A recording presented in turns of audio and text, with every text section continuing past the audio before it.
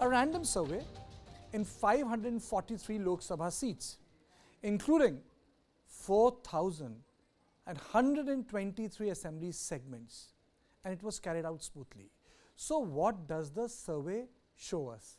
And let us get straight to the numbers to my colleague Kabir. All right, many thanks, Karthike, and a very warm welcome to all the viewers that are watching the show. This right now, ladies and gentlemen, is the opinion poll that you should be focusing on. Now, of course, like Karthike put it, the first on point is going to be dealing with the eastern states first. And without much ado, let's quickly jump across to the numbers that we have for you when we're looking at the state of West Bengal. Now, interestingly, West Bengal has a totality of 42 seats up for grabs. This time around, what the projections are telling us is that it is going to be, in fact, 20 seats for the Bharatiya Janata Party, that is the NDA bloc. You have the Trinamool Congress, that is not with the India bloc in the state of West Bengal, but the overall figures, of course, we will, showcase those pictures later on over there as well, and give you a proper overall figure of where the India alliance stands and where the NDA bloc stands. But right now, Trinamool Congress, 21 seats, 20 seats to the Bharatiya Janata Party, just one for the Congress Party. Last time around, in the year 2019, the NDA bloc had 18 seats. So this time, 20 seats for the Bharatiya Janata Party, an uptick of about 2 seats over there. The UPA last time had just the 2 seats. This time around, we've got BJP at 20, TMC at 21, Congress at just 1. Very quickly, from West Bengal, let's shift our focus. Let's also talk about Bihar, another one of those pot boiler states, very closely and keenly watched. This is where the party stand in terms of the projections that we have for you, ladies and gentlemen. The BJP at 17 seats, JDU has about 8 seats, the RJD is being projected will secure another 7 seats, LJP is going to get 4 seats, the Congress Party with just the 1 seat at this point in time, HAM and RLM with a single seat each. Now, just for a little bit of a comparison, very quickly, what happened last time around? The NDA managed to bag 39 seats. This time, the NDA is projected to bag only 31 seats. So where do the rest of the 8 seats go? Well, it goes into the kitty of the Congress Party. The UPA last time could manage only a single seat. This time around, well, what we're learning is that the India Alliance, with the help of RJD, is going to bag a totality of 8 seats. All right then, very quickly, shifting our focus to the next crucial state in the eastern portion of our country, that's Odisha, ladies and gentlemen. Let's quickly talk about Odisha very quickly. The BJP, of course, BJD and BJP pre-poll alliance, that's something that everybody was talking about. BJP at 14 seats, BJD at 6 seats. A big question mark of whether that pre-poll alliance or the absence of it has it helped the Bharatiya Janata Party in the state of Odisha? Well, we'll have to wait and find out. Last time around, ladies and gentlemen, in the year 2019, NDA had 8 seats, the UPA had 1. This time in Odisha, NDA is going to get 14 seats, all the 14 seats projected for the Bharatiya Janata Party, Congress getting 1, which is the India bloc's share, and the Biju Janata Dal is going to get 6 seats. All right then, very quickly, let's also talk about Punjab as well when we're looking at, some tough fights. Very quickly, Karthike, the BJP at 4 seats, Aam Aadmi Party at 8 seats, the Shiromani Akali Dal with the 1 seat. Let's also throw some light on the state of Jharkhand, again, from the western portion going back to the eastern side of the country. The BJP in Jharkhand, and mind you, Hemant Soren, we all know the entire fiasco. Champai Soren was, sworn in as the chief minister. BJP is going to get 12 seats. The Jharkhand Mukti Morcha is going to get just the 1 seat, and others slated to take 1 more seat. And when we're looking at the eastern portion of the country, one final state that we have to throw some light upon, that is Himanta Biswa Sarma's state, the state of Assam. Let's quickly take a look at what happens in Assam. In Assam, the Bharatiya Janata Party, that is also the ruling dispensation in the state, is going to get 11 seats. The AGP, 1 seat. Congress Party, just the 1 seat. So a little bit of a losing of ground for the Congress Party when we're looking at Assam, and others slated to take place at just the 1 seat. But let's quickly take us back to West Bengal. Can we throw those numbers up again? Karthike, over to you. West Bengal, interesting numbers. I think the biggest takeaway, if you ask me, and I'll tell this to my viewers, is actually not West Bengal. The biggest takeaway in this Polstrat survey is Odisha. The hegemony of Naveen Babu is coming to an end when it comes to Lok Sabha election. Anyone who has covered politics in 1990s would remember the way he wrested the party from Pyarilal Mahapatra. and then the election he won, and subsequently when he parted the ways with Bharatiya Janata Party, and sort of with total supremacy, he ran the party. He never had a number two. Every number two or any number two who thought that he will be the permanent number two was shown the door after 5 years. But nonetheless, it's a big change, and even I would say in West Bengal, the trends were visible there. In studio, I'm joined by editor cluster English News, Rakesh Khar, and input editor of News9 Live, Brijesh Pandey. I'll be joined by Jayanta Roy Chaudhary, senior journalist. But Rakesh, to you first, isn't Odisha surprising? Absolutely, Karthik, yes, because we are all expecting numbers that they're shaping up in Bengal, but not Odisha. Odisha, mind you, is a classic example, rightly pointed out by you, because we didn't see the typical Modi aggression in Odisha. Neither did we see the typical, BJD aggression against BJP. So when both are supposedly friends, even when they're not together, this kind of a result is a little surprising. Brijesh, Congress was a principal party. Subsequent elections, their numbers came down to single digits, 7-8%. BJP has substituted Congress in Odisha. What is the reason? And who is the face on which Bharatiya Janata Party is rising or working on Odisha? Well, I think it's a mix of your original in-house talent, there's Sambit Mahapatra who is fighting, there's Dharmendra Pradhan who is leading the pack, then there are a couple of others, but there's also merger and acquisition. They have got Anubhav Mohanty from BJD, they have 5-6, there are 3-4 sitting MPs who have crossed over from BJD to BJP, a scenario which was practically unheard of in the state of Odisha. And there are 2-3 people who have lost elections, but there's former MPs, but they have anyways joined BJP, giving a fillip to the perception that BJP this time is going to be the bigger player and essay the role of big brother in the state of Odisha. Usually, the number which you see on the screen is almost reversed. It's like, the BJD, you would say that BJD would be winning 15 seats and BJP winning 5-6 seats, and, the remainder 1 or 2 seats going to the Congress party. This time they have reversed the trend. And if this figures hold steady, it is also an indication of that, the likes of Anubhav Mohanty and others, they have read the wind flow, or they read the tea leaves much before the pollster just tell got one it. thing to our viewers. The reason why we have kept the screen on with all our numbers is not to deny you the pleasure of watching everything at the same time. We in News9 don't believe in that sort of a tease that we'll keep everything to the last. But what you're getting in our phase discussion is a critical analysis. Why BJP is sweeping Assam? Why Naveen Babu is losing Odisha? Why Mamta may lose in Lok Sabha election? So please remember, we are discussing why and what you have on the screen. So you can make your own opinion, and we'll continue to tell you why. In this why, there was a state which we added to Punjab because it's a 1-hour presentation. So we chose to add Punjab because Eastern board in India is about others. When I say others, it's about regional parties, Mamta Banerjee, Jagan Mohan Reddy, Chandrababu Naidu, Mr. Stalin, Naveen Patnaik, but we'll break it down later. One thing has come true. The state which Congress loses, it does not recover. The numbers which AAP has got in Punjab actually confirms that trend. So whether Congress party has the capacity is my question to you to touch that 100 mark ever in near future, because if you look at these numbers, BJP is 4, AAP is 8 and SAD is 1, and this is AAP plus Congress party.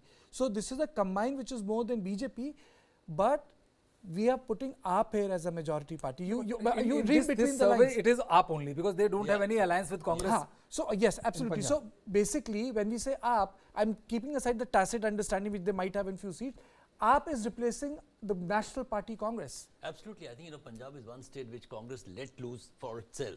If I can phrase it, if you look at the last 2-3 years, the way they've gone from assembly election to Lok Sabha elections, they have completely ceded the space to, Aam Aadmi Party. And if Aam Aadmi Party, despite its challenges in Delhi and outside, has been able to, get this kind of number, if it holds, it's a very important and a very impressive performance. And Congress will have to really rethink and imagine how it got wrong in states where it supposedly could have actually made a headway. But then there's another question. A lot of people say that the Bharatiya Janata Party is losing that premiumness. If you open the door for everyone, then doesn't it lose its premium? If BJP is the premium product of the politics, and if you say everyone is invited, as one of the ministers said, from Ashok Chavan to Gaurav Vallabh to the person who headed the social media cell, the first founder of the social media cell, then where is the premiumness in the politics? Well, I mean, to borrow a phrase from the world of business, there is an important need for an entry barrier. Otherwise, it's a free play. If you have to be a premium product, but then, in their strategic mind, they would have thought that each individual who is coming on board brings with him on the table something which is significant. That is for us to see once the results are out. As of now, all of us would be safe to say that some of the inductions may not be necessarily premium. But Karthikeya, there's also one thing, that there's a phrase in Hindi which says Sam Dam Dand Bhed. They are deploying all the weapons to make sure that they win the election. This time, winnability is the key criteria, unlike other times, in 2014-19 when they put premium on these kind of things. You have to also remember one thing, that the premium thing which you're talking about, be it Indira Gandhi or be it Prime Minister Narendra Modi, the premium is placed on one individual, and he's the one who shepherds his party into glory or dustbin, as we're witnessing in the case of Congress. That premiumness is still the Prime Minister's perception in the eyes of voters is still intact. The ministers may take the hit, but the Prime Minister's image has not taken the hit, which is the reason why we are seeing understand that. Brajesh is right. That's reflected. The best classic case now is Odisha. Odisha, absolutely. But that's where the said, irony is that Manmohan Singh got badgered by Prime Minister Modi कि ये raincoat पहन के नहाते हैं. And I remember that speech, Manmohan Singh was taken aback, for a former Prime Minister to be spoken like that in front of, by a sitting Prime Minister. But setting that aside, let's go back to West Bengal. Rakesh, what has worked for Bharatiya Janata Party in West Bengal? Let's just focus on that. Is it Sandesh Khali? Is it Mamata Banerjee's Ma Mati Manush losing steam? Or complete lack of governance in rural area by inheriting the muscle of the left and not changing the DNA of how politics works at the grassroots level? Out of the three, if you look at the 2019 performance of BJP in West Bengal, that gave them the right head start. Post the assembly election setback, which was indeed a setback, because I think within BJP ranks also they had imagined that they would do much better than what they did. In that sense, it's a huge recovery from that point of view. And obviously, governance is a key issue. And again, as Brajesh pointed out, Modi has spent considerable time and his entire energy on West Bengal. Of course, he's changed the tone and tenor in this campaign versus the assembly election campaign, which was a little more acerbic, which he realized, I think the party realized that, some of it didn't really work well with the voters when it came to the assembly election. This time, Prime Minister has not attacked Mamata Banerjee directly. I'm precisely it's recalibration of it's a recalibration of the entire West Bengal pitch. Khela Obe happened, and I think pandemic was ending, and the Indian economy was opening up before the decision was taken. Prime Minister used to say Didi, oh Didi, oh Didi, and I think the message wasn't right. So this time he has avoided that play. Yeah, as he, it's a recalibrated, a more sophisticated governance, being at the forefront rather than the personality of Mamata. And let's understand and admit that Mamata is very popular in the, in the local parlance. To beat that constituency, you need to have a national, imperative. That's where governance comes into play. And I think Sandesh Khali became, came from nowhere to actually. We have 30 seconds before we hit the break, but one question. Let me ask you this question. Bengal is one state where you have 30% Muslim population. The calculation is if you get 50% of the Hindu vote, you win the election. Which means that if the Bharatiya Janata Party has 50% of the Hindu votes in West Bengal, which is 45%, it's true. See, I think this number is something which is maintaining the steam of 2019 into 2024. Absolutely. We have to understand that assembly elections and Lok Sabha elections for the last several elections are completely separate. And the third thing is Sandesh Khali may have had impact in pockets. I think Jayanto will be the best person to shed more light on it. But the area where Sandesh Khali fought, North 24 Paragana, is going to be where the TMC is very, very strong. Is this the reason why Prime Minister very categorically during the day the manifesto was released said, we need a stable government with a good mandate because the world has become fragile? Absolutely. He is talking about a national perspective in a Lok Sabha election in West Bengal, rather than a very, very direct attack on the local incumbent. Yes. Maharashtra is going to be a tough contest when it comes to both India and it comes to NDA. And if we go to Madhya Pradesh, if we go to Gujarat, I think there is no contest there, and the reason is simple. The difference of vote between Bharatiya Janata Party and the Congress Party is more than 6%. It's something, whether you call it the success of Panna Pramukh or whether you call it consolidation of subaltern Hindutva votes, it's it's out of reach for the Congress party in this election. But the focus area we'll start on is Maharashtra, because in Maharashtra it's a flabbergasting choice for the voters. Imagine first there were two parties, then they became 2 into 2, which means BJP and Shiv Sena versus Congress and NCP. And now you have 3 against 3, which means you have Congress and you have Uddhav Balasaheb Thackeray's party, and then you have Sharad Pawar's party, and then you have the Ajit Pawar's NCP, and then you have Eknath Shinde's Shiv Sena, and then you have Bharatiya Janata Party, and on the side, I would say on the ring, you have the Athawales and you have the Marxists, then you have the RPI. So I would say that it's going to be a tough choice. The way electorate is going to behave is very different. Maharashtra is pretty diverse. It's not one state. It's Maharashtra, it's Vidarbha, it's Mumbai, it's Thane, it is Saurashtra, and then the upper Maharashtra is closer to Gujarat and Madhya Pradesh, where the entire Chhindwara belt and the the lower Madhya Pradesh belt meets. So, and then you have the belt which is directly juts into Chhattisgarh, which we call the Naxalite belt, Gadchiroli. So Maharashtra is going to be the center of our debate. Kabir, let's start from Maharashtra first. Well, absolutely. All those factors at play. The Maharashtra melting pot. We'll have to wait and find out what happens over here, but this state is going to be another pot boiler. Let's throw those numbers over here very quickly. Maharashtra, that's going to be second on point today, ladies and gentlemen.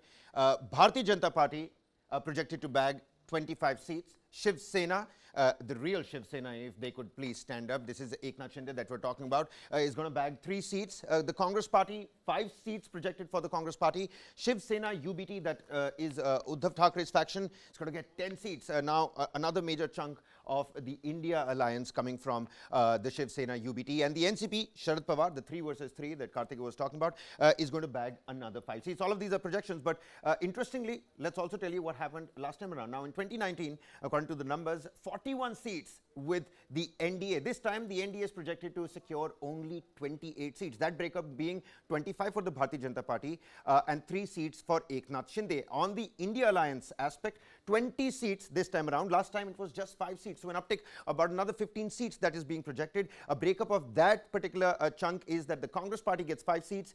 Shiv Sena, UBT, Uddhav Thackeray manages to secure 10 seats. There is no NCP Ajit Pawar faction, which is the real NCP. The real NCP. Well, absolutely. It seems to be missing because, a 3 versus 3 fight, no matter what you do, the pie remains the same. How many eaters come onto the table, the size of the pie remains the same. You, even in politics, you can get a... Even in politics, even in politics, you can get a 0. And I don't think Maharashtra is the first state we forget. In assembly election, there was a party which got 0. Absolutely. Absolutely. So, Ajit Pawar pretty much absent from this, rightly pointed out. This is the scenario for Maharashtra. But there are some other key states that you also mentioned, Karthikeya. Of course, the vote share being the major factor there. These are essentially BJP bastions. Let's quickly put some light on Madhya Pradesh now, shall we? In Madhya Pradesh, 29 seats up for grabs. And this is what the projections are telling us for Madhya Pradesh. The BJP getting 29 out of the 29 seats. So, this is what the projections are telling us. Also, last time around, it was 28 seats for the NDA. एक और seat बढ़ गई है.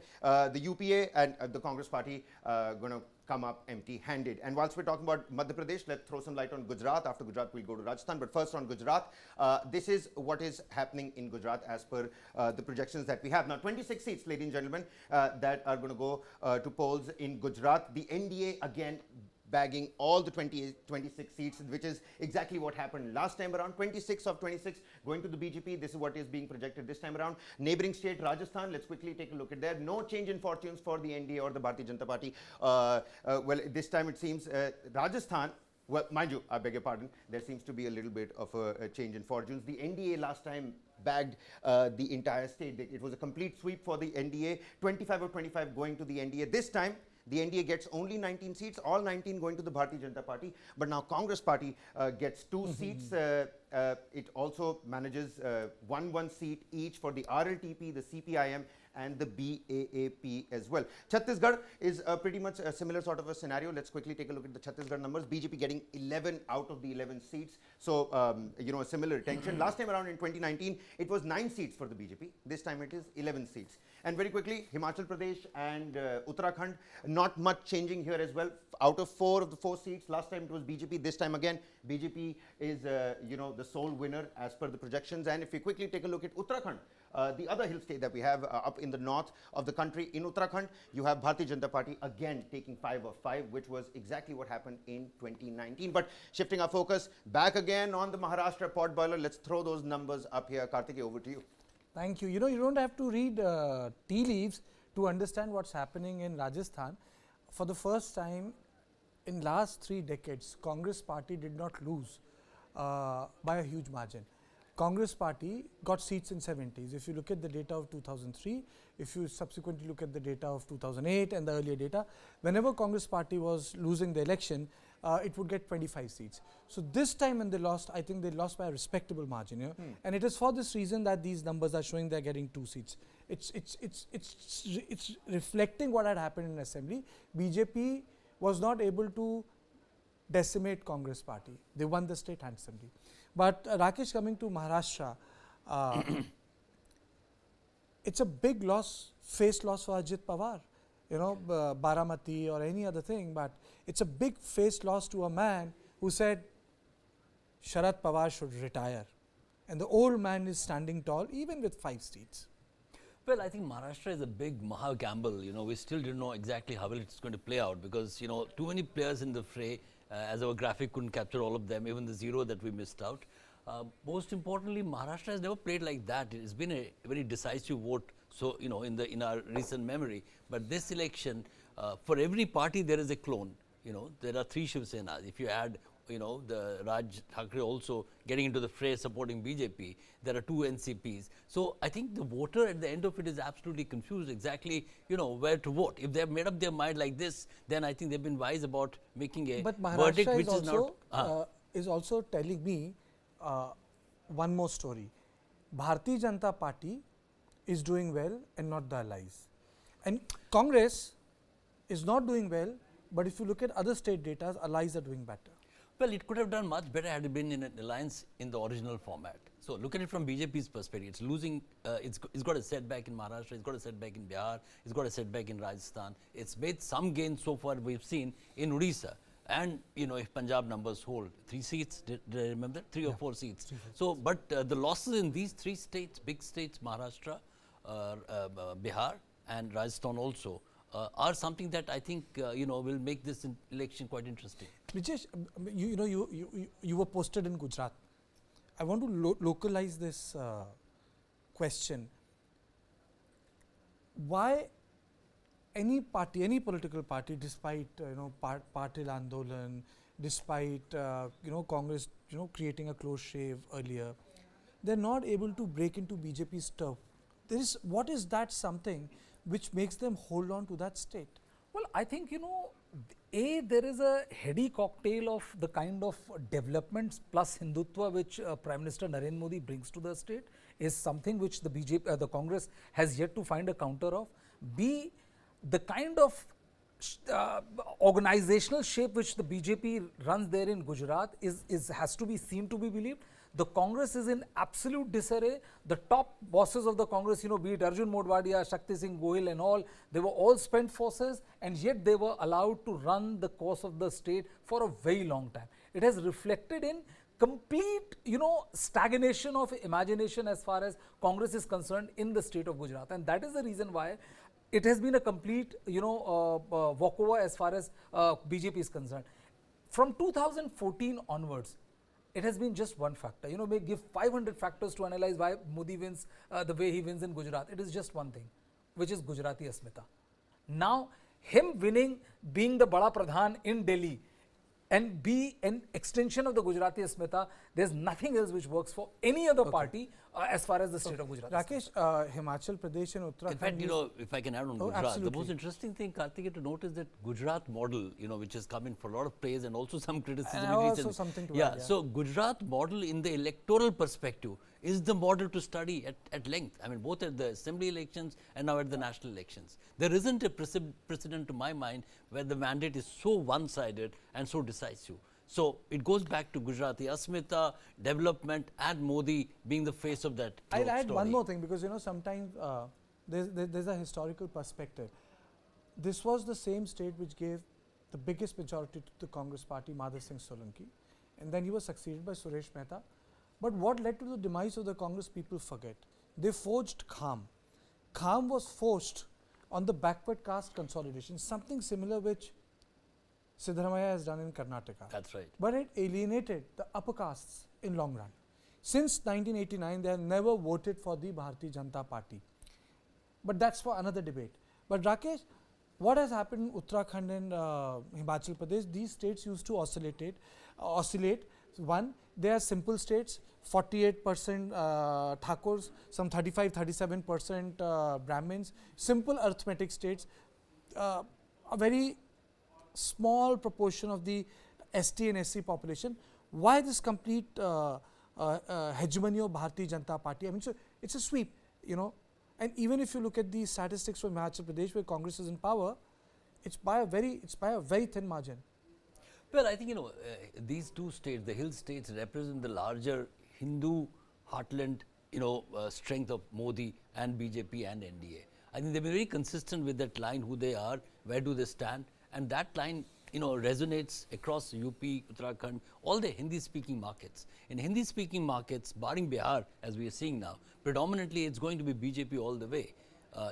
If Bihar results, though BJP is claiming that it will improve its performance, but the numbers that we have do show a contest. And also the fact that that what AK Antony committee's report said, that the Congress has been perceived as anti-Hindu, anti-upper caste. Absolutely, and I that is something which always worked. And UCC, Uttarakhand has become the first state to adopt UCC.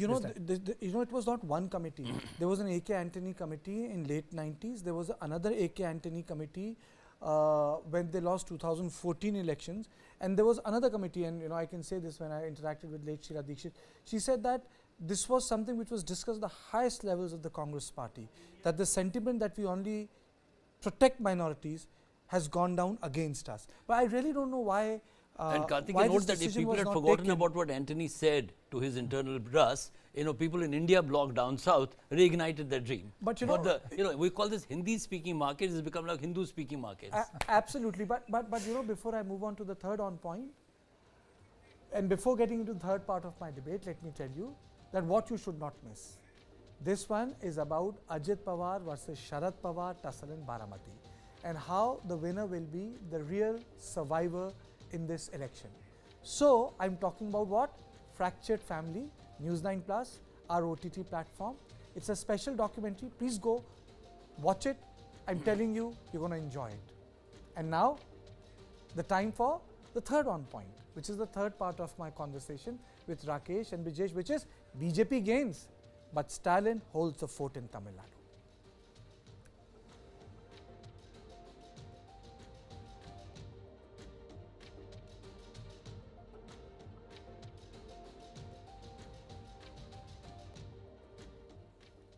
In this segment, we shall discuss the possible outcomes in the crucial South Indian states.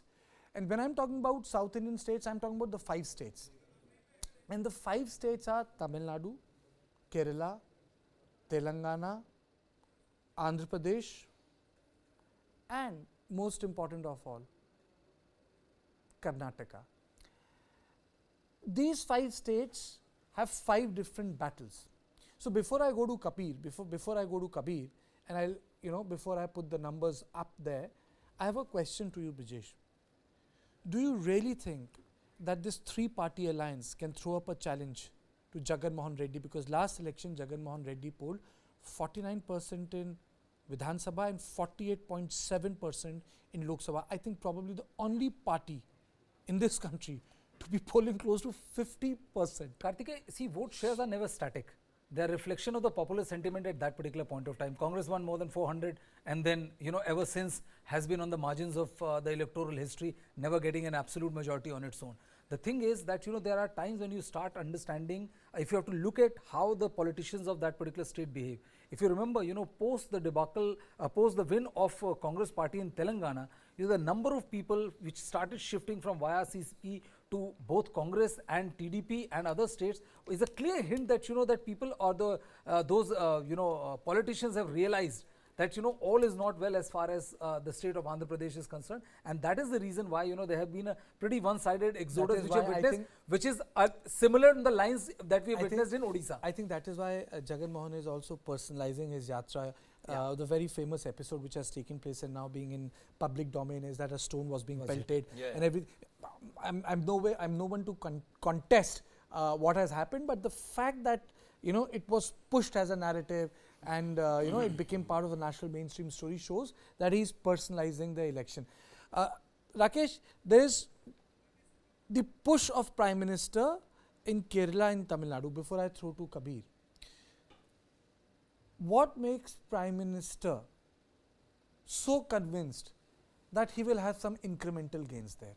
And why are those incremental gains happening? Karthik, I pointed out earlier also, South for BJP and Prime Minister himself is a medium-term project. He's working hard like they worked in Northeast. They didn't, BJP didn't make that kind of inroad in Northeast overnight. They have been at this and they have now made strong, inroads there, courtesy Himanta Biswa Sharmas of the world and the entire, ecosystem that they have created in the BJP parlance. Similarly, in South, Prime Minister is working extremely hard. If you look at the kind of number of rallies that he has done and the time spent in this election already in Tamil Nadu and Kerala, more so in Tamil Nadu, there is a game plan. Whether that game plan works or not is a matter of timing. We will come to know on June 4. But as of now, the idea is to try and reimagine BJP in South. So BJP in North is the Hindu-speaking party. It is like this when I was in school, Sardar Patel Vidyalaya, I had a conversation with a very close friend of mine and he said, और कितनी seat आएगी ब्राह्मण बनिया party कहाँ निकलेगी UP के बाहर? I was like, maybe he's right. And then gradually, if you have the will and the flexibility in terms of ideology, they expanded. And I'm talking way back in early 90s. Kabir, take us through all the 5 states. Yep, because absolutely. there's also one surprise, and the state which I have not mentioned. And I would say so that I is... was just trying to complete my sentence. Was that BJP in South, if you do the close decoding the DNA, it's entirely different from BJP in the North in terms of its campaign pitch. It's essentially development. In North, the pitch is entirely different. But yeah, one question I'll definitely ask, because when this campaign pitch changes, I've seen it in Nagaland, they don't talk about food. Food has become an issue. And I don't think food can be an issue in South India because it's pretty much diverse. Kabir. But what's another issue in South India? It's a human-animal conflict. A state like Kerala is specifically a constituency like Wayanad. That's a big and a major issue over there. But let's quickly take the viewers through all the South Indian states that we're focusing on. This is our poll projections for the state of Karnataka first, ladies and gentlemen. And Karnataka an important state because this time around a thumping majority for the Congress party under Siddaramaiah and D.K. Shivkumar. 28 seats up for grabs. The Bharatiya Janata Party getting 20 seats. JDS projected to secure 3 seats for itself, and the Congress Party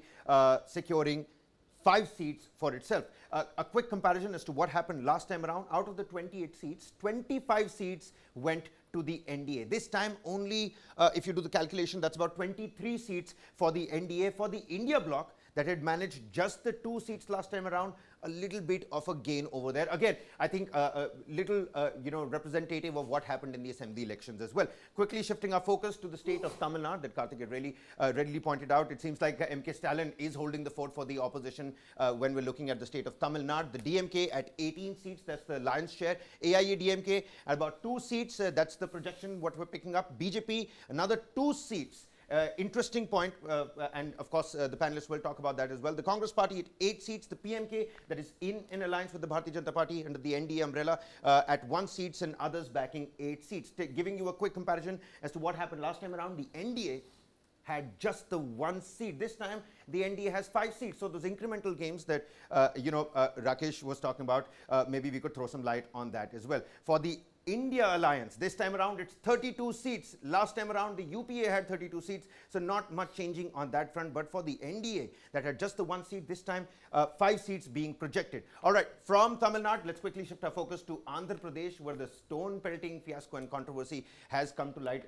Certainly after Jagan Mohan Reddy, stones were pelted at the rallies of Janasena and Chandrababu Naidu as well. Very quickly, BJP getting 2 seats this time around, TDP at 8 seats, the Janasena party at 2 seats, YSRCP at 13, and Congress unable to open its account if the projections are anything to go by. And Andhra Pradesh, let me quickly tell you what happened last time around. The NDA and the UPA couldn't manage to bag even a single seat, all 25 not with the UPA or the NDA. This time YSRCP getting only 13 seats. And its neighboring state, Telangana, let's talk about that as well. Revanth Reddy is the new chief minister in that particular state. K. Chandrasekhar Rao's tenure, it came to an end in the recent assembly elections. And now this is what Telangana, this is how politics is shaping up in the state of Telangana. BJP getting 7 seats, Congress getting 8 seats, Bharatiya Rashtra Samiti, K. Chandrasekhar Rao's party, sitting at just the 1 seat, and AIMIM, it seems like there's no removing Asaduddin Owaisi from the parliament.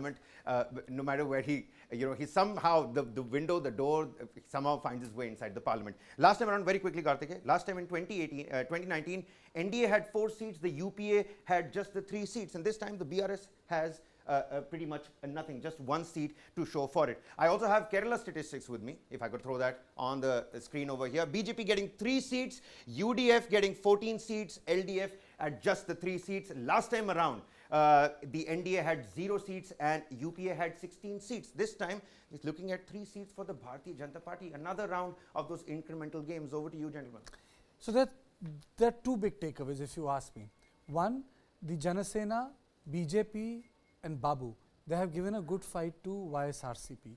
The second takeaway is from Telangana. I think that should be the heart of our conversation. It just tells us that Bharatiya Janata Party retains its Hindutva vote bank. It's a rising force in Telangana, but there is another story in there. And the story is, even if the Congress is doing well, the Congress will eat into the votes of the regional parties.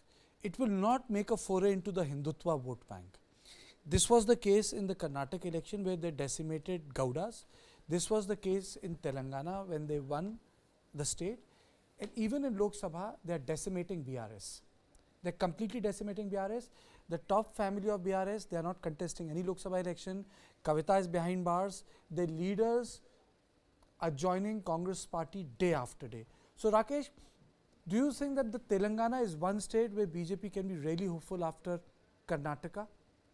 Well, I think it's shaping up well for them. If you look at the assembly elections, they increased their vote share from, I think, to about 14%. Double digits. Double digits. And now with these number of seats that they're getting in Telangana, they would be extremely happy to, really work harder to make them count in that state. Overall, if these numbers really come up the way they are, this is a significant gain, for BJP in South, because South and BJP meant Karnataka. In Karnataka, they are losing. Karnataka was the gateway. They are losing, but they are making incremental gains. Kabir rightly used that word in other states in South. So net, the story as it spawns out in 2024 June 4 would be that BJP is truly a pan-India party now. Vijay, it seems that in Kerala, since the left is supposed to be the original Hindu party of the state, the Erovas vote, Prime Minister seems to have badgered the life out of the left. Congress has consolidated. The left is almost wiped out, and that's where the 3 seats of BJP are coming. I think, one of the thing is that if you look at the BJP's South India politics, there are 2 things to it. A, the expansion theory, because you have expanded to your max in the North Indian states, so you have to expand to be called a pan-India party, as Rakesh just pointed out. The second thing is that, Karnataka may be the only success model, but the real battle, and when I use the word battle, I mean gory battle, was something which was being fought in the state of Kerala. If you look at the number of RSS men, people who have died, and the number of left wing and the kind of violent clashes, and by violent means really violent clashes which has taken between the two, is something which which can be chronicled and made a movie out of. There, the last time I was there when Amit Shah did a 10-kilometer rally. They have gone really big on the state of Karnataka in the Kerala. If they win 3 seats, I think this will be as big as them making a headway or getting into Tamil Nadu. I don't understand these pockets of violent places. Even Jagan Mohan Reddy's grandfather, very few people know, was hacked to death. There's a very famous film that was made on it. Even in Kannur, I absolutely agree with you. The sort of killings that take place, they go unreported. It becomes part and parcel of the daily life. But why so much of canvassing for incremental gains? You're saying it's a long-term project, but medium-term project. Yeah. But the sort of canvassing which the Prime Minister has done is humongous. There are no free lunches in politics, like in life.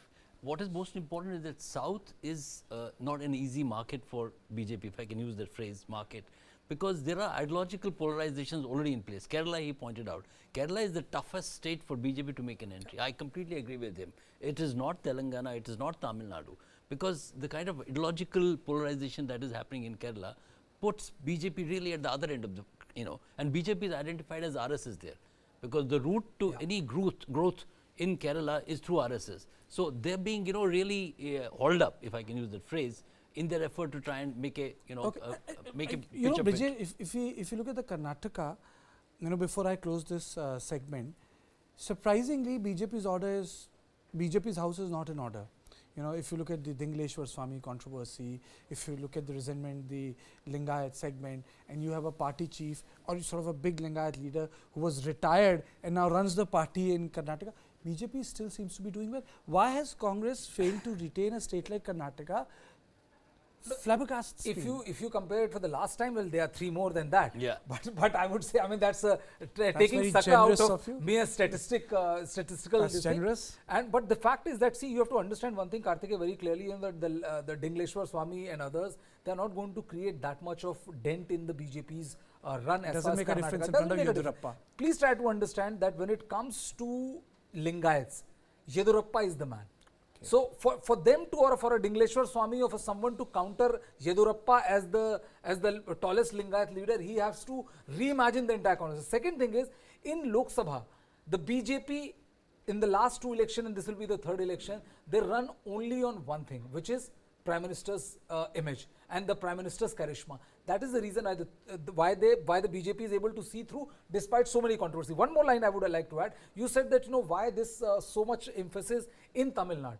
That the point is, Karthike, in Tamil Nadu has also been work in progress for quite some time. We have done shows in which AIADMK, which was a partner of BJP, they would say कि इसको अपनी औकात नहीं पता है when they talked about Annamalai. And when the OPS EPS went to meet Amit Shah, Annamalai occupied pride of the place. So they are backing him like anything. But we can't close this segment without mentioning one person, a man who waited for long,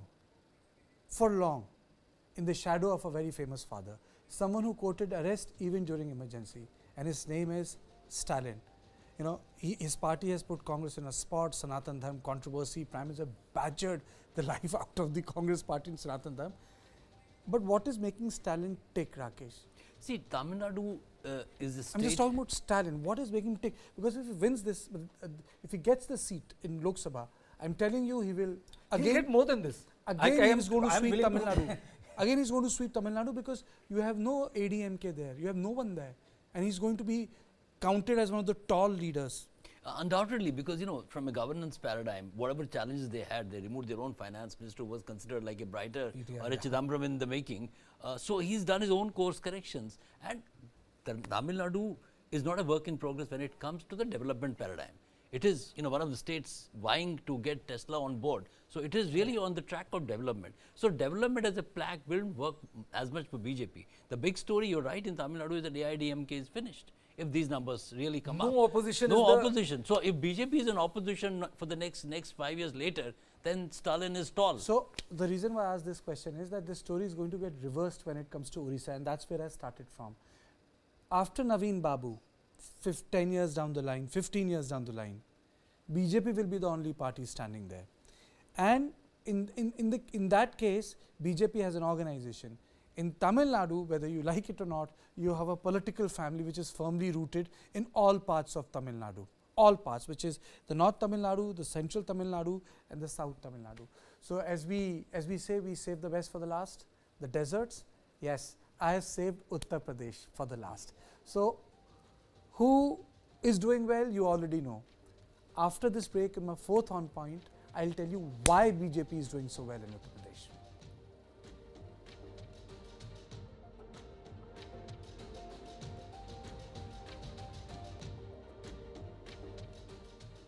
So BJP is set to sweep Uttar Pradesh again. Its tally is set to rise from 62 to 68 seats. Kabir, just give us the data. Well, absolutely. You know what, Uttar Pradesh, we will talk about that. There are two places that we must definitely, talk about as well very quickly, just for the, sake of giving the numbers. In the national capital, let's first quickly look at what's happening in the national capital, Delhi.